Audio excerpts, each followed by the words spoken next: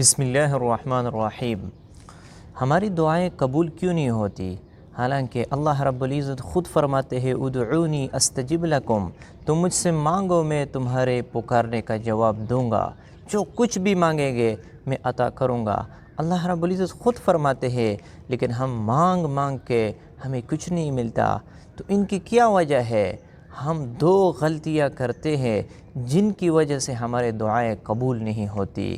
اللہ رب العزت اپنے بندے کی دعائیں قبول فرماتے ہیں، لیکن ہماری جو دو غلطیاں ہیں یہ اتنے بڑے غلطیاں ہیں کہ اس کی وجہ سے ہماری دعائیں قبول نہیں ہوتی۔ اللہ رب العزت قبولیت کے دروازے ہم پہ بند فرماتے ہیں۔ تو وہ کیا چیز ہے؟ حالانکہ دعا تو سب سے بڑا ہتھیار ہے مومن کے ساتھ، کہ وہ جب بھی ہاتھ اٹھے اللہ سے مانگے، اللہ رب العزت فوراً مدد فرماتے ہیں۔ اور دعا جیسے کوئی ہتھیار ہے نہیں، کیونکہ آپ اللہ سے براہ راست مانگتے ہیں۔ اللہ رب العزت ہر چیز پہ قادر ہے، ہر چیز اس کے ہاتھ میں ہے، سارا نظام ان کے قبضے میں ہے، جو چاہے کر سکتا ہے، کوئی اس پہ اعتراض نہیں کر سکتا۔ جب مومن اس سے مانگتا ہے اور ہاتھ اٹھاتا ہے تو اللہ رب العزت ان کی دعا کو قبول فرماتے ہیں۔ اور یاد رکھنا، جو بندہ اللہ رب العزت سے مانگتا نہیں ہے، اللہ رب العزت اس پہ ناراض ہوتے ہیں کہ کیوں نہیں مانگتے۔ اللہ رب العزت فرماتے ہیں ادعونی استجب لکم، تم مانگو مجھ سے میں تمہارے پکارنے کا جواب دوں گا۔ اور دعا میں عاجزی ہے، بندہ جب ہاتھ اٹھاتا ہے اور اللہ رب العزت سے مانگتا ہے تو اللہ رب العزت اس سے خوش ہوتے ہیں۔ جب بندہ اللہ کے سامنے عاجزی کا اظہار کرتا ہے کہ اللہ میں بے بس ہوں، میرے طاقت میں کچھ نہیں ہے، میں کچھ نہیں کر سکتا، میں آپ کے حوالے کرتا ہوں، تو اللہ رب العزت اس کے پکارنے کا جواب دیتے ہیں۔ تو وہ بنیادی غلطیاں وہ کون سی ہے جو ہم کرتے ہیں اور اتنے رحیم ہے، غفور ہے، اپنے بندے کے پکار پر لبیک کہتے ہیں، لیکن اس کے باوجود ہمارے لیے دروازے بند ہے، ہماری دعائیں قبول نہیں ہوتی۔ وجہ کیا ہے؟ سب سے پہلے غلطی اور بنیادی غلطی وہ یہ ہے کہ ہم نے اپنے جسموں کو گناہوں سے آلودہ کیا ہے۔ ہم اتنے گناہوں میں ڈوبے ہوئے ہیں کہ یہ گناہ ہمارے لیے رکاوٹ بن چکی ہے دعاؤں کی قبولیت میں۔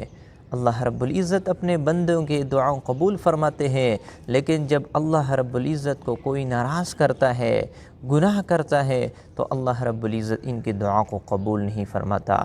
بندہ اللہ رب العزت کے سامنے ہاتھ اٹھاتا ہے، گڑ گڑاتا ہے، روتا ہے، اللہ سے مانگتا ہے، لیکن اللہ رب العزت اس کی دعا کو قبول نہیں کرتے۔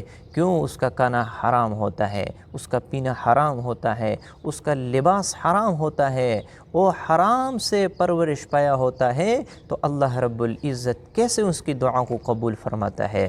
اسی لیے حرام کے لقمے سے بچنا بہت ضروری ہے۔ اگر آپ چاہتے ہو کہ آپ کی دعائیں قبول ہو جائے تو اپنے جسم میں حرام کا لقمہ نہ ڈالنا، اپنے جسم کو پاکیزہ بناؤ، حرام سے بچاؤ، تو اللہ رب العزت تمہاری دعاؤں کو قبول فرماتے ہیں۔ اور دوسری جو بنیادی غلطی ہے وہ یہ ہے کہ ہم جلدی مچاتے ہیں۔ ہم جب ایک مرتبہ دعا مانگتے ہیں، کوئی ثمرہ نظر نہیں آتا، کوئی نتیجہ نظر نہیں آتا، تو ہم مایوس ہو جاتے ہیں، ہم چھوڑ دیتے ہیں، ہم تھک جاتے ہیں۔ حالانکہ آپ نے بار بار مانگنا ہے، جب تک آپ کا مسئلہ حل نہ ہو جائے اس وقت تک آپ نے اللہ سے مانگنا ہے، اپنے بار بار سوال کرنا ہے، التجا کرنا ہے اور مانگنا ہے۔ انشاءاللہ اللہ رب العزت ضرور عطا فرمائیں گے، کیونکہ جب انسان مایوس ہو جاتا ہے تو اس کی وجہ سے اللہ رب العزت اس کے دعا کو قبول نہیں فرماتے۔ اللہ کی رحمت سے کبھی بھی مایوس نہیں ہونا، اللہ رب العزت ضرور عطا فرماتے ہیں۔ لا تقنطوا من رحمت اللہ، اللہ کی رحمت سے مایوس نہ ہونا۔ اس لیے اللہ رب العزت اپنے بندے کے دعاؤں کو قبول فرماتے ہیں جب تک کہ وہ جلدی نہ مچے۔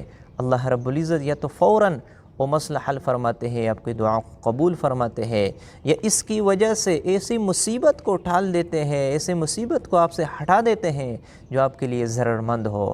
آپ کو مستقبل میں پریشانی کا سامنا ہوتا ہے، لیکن اللہ رب العزت اس دعا کی وجہ سے آپ سے وہ مصیبت کو ختم فرما دیتے ہیں، اور یا تو آخرت میں آپ کے لیے دعا ذخیرہ اندوز ہو جاتا ہے، آخرت کے لیے جمع ہو جاتا ہے اور آخرت میں آپ کی مشکلات ختم ہو جائیں گے۔